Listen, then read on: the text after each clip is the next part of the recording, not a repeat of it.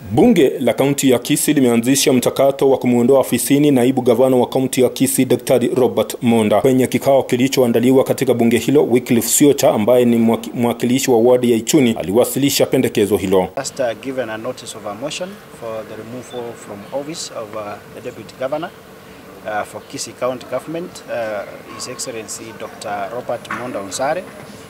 I may not be able to comment much, but only maybe to highlight that the violations that he has done. Number one is he has violated the 2010 Constitution of Kenya. Number two, he has abused his office.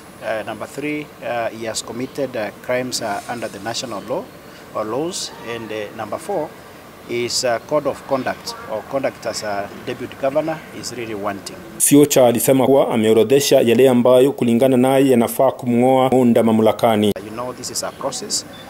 And we don't want to start to preempt, let the due process be followed, because you know this is a legal issue and it must follow all the laid down procedures, both in the 2010 Constitution of Kenya and also as pursuant to our standing orders as an assembly.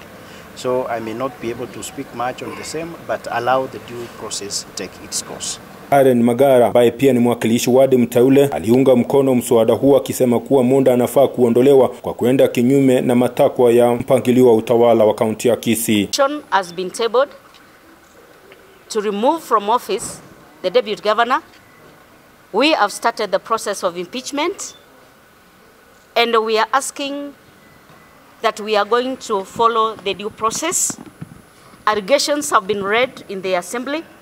And we want to assure the public that we are going to ensure that the process is followed to the letter and that we are going to ensure that fairness even to the accused DG is going to be respected. Kulingana naye, Monda ameenda kinyume na kanuni na sheria kuhusu taratibu wa uongozi kama naibu gavana wa kaunti ya Kisii. To the people of Kisii County, you cannot be given a responsibility as the deputy governor and then you are not taking your work serious.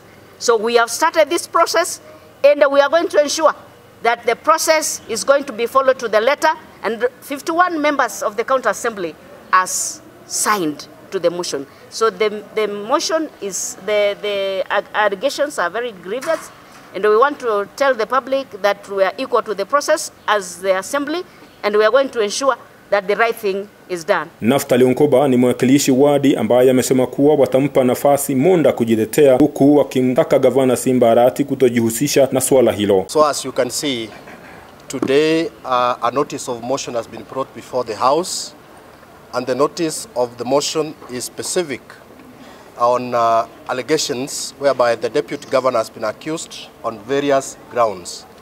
I want to say that as honorable members of the Kisii County Assembly, we shall look at those allegations keenly, and we shall give Honorable Dr.